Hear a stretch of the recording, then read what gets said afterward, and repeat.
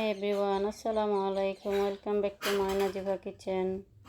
আজ আপনাদেরকে দেখাবো ক্ষীর পাটিসাপটা পিঠা রেসিপি। আজ রান্নাঘরে থেকে এমন একটা সুঘ্রাণ বের হচ্ছিল যে লোভ সামলানো দায় হয়ে পড়েছিল। শেষমেশ নিজের হাতে বানিয়ে ফেল।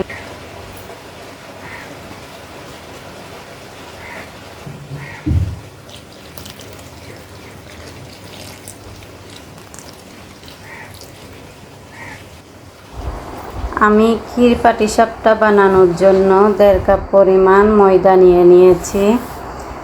দিয়ে দিয়েছি 1 কাপ পরিমাণ লিকুইড দুধ, দিয়ে দিয়েছি 1টি ডিম, দিয়ে দিয়েছি খেজুরের গুড়। খেজুরের গুড় দিয়ে ক্ষীর পাটিসাপটা পিঠাটা বানালে কিন্তু অনেক মজা হয়। শেষ পর্যায়ে দিয়ে দিলাম হাফ কাপ পরিমাণ মতো চিনি দিয়ে আমি 1 কাপ পরিমাণ লিকুইড দুধ ইউজ করেছি, 1 কাপ পরিমাণ পানি ইউজ করেছি। এখন একটা হ্যান্ড উইচের সাহায্যে সুন্দর করে আমি লিকুইডটা তৈরি করে নিচ্ছি। দেখুন, এখানে আরও পানি লাগতে পারে, কতটুকু পানি লেগেছে আমি আপনাদেরকে জানিয়ে দেব। 1.5 কাপ ময়দাতে কতটুকু পানি আমি ব্যবহার করেছি।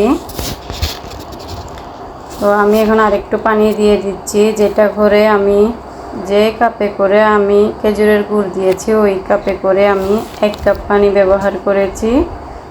আপনারা দেখেছেন 1 কাপ পরিমাণ দুধ ইউজ করেছি। তো আমি ব্যাটারটা কেমন করে বানিয়েছি দেখুন, ঘনত্বটা আপনাদের দেখে বুঝে নিতে হবে। তো আমি এভাবে বানিয়ে নিয়েছি ব্যাটারটা। তো এখন একটা ফ্রাই প্যান, তো চলুন এখন ক্ষীরটা বানিয়ে ফেলি। আমি 1 কাপ পরিমাণ লিকুইড দুধ ঢেলে দিলাম। দুধটা এখন জাল করে নিব, জাল করে একটু ঘন করে নিব। দেখুন, আমি জাল করে ঘন করে নিয়েছি লিকুইড দুধটা। ঘন করে নেওয়ার পরে আমার বাসায় যেহেতু চাউলের গুঁড়া ছিল না, আমি ময়দা দিয়ে ক্ষীরটা বানিয়েছি। 1 কাপ পরিমাণ ময়দা দিয়ে দিয়েছি আমি দুধে। দেখুন আমি কিভাবে বানাচ্ছি।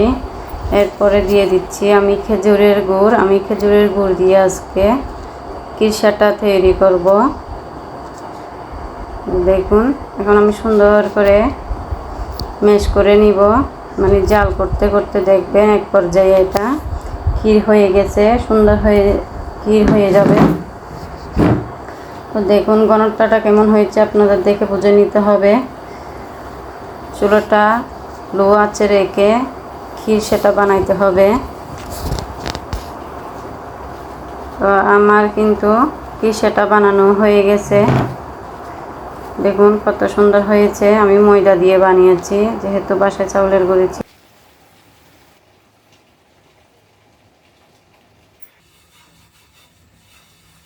বসিয়ে দিলাম চুলায়, পিঠাটা বানিয়ে আপনাদেরকে দেখাবো আমি এখন। তো আমি বিসমিল্লাহ করে দিয়ে দিলাম লিকুইড। তো দেখুন কেমন হয় পিঠাগুলো।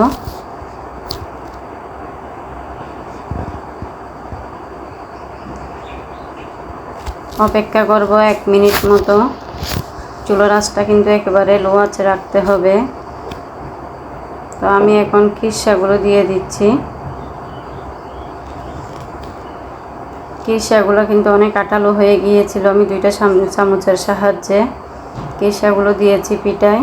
তো এখন আমি পিঠাটা দেখুন বটে নিচ্ছি। মাশাআল্লাহ কত সুন্দর হয়েছে দেখুন।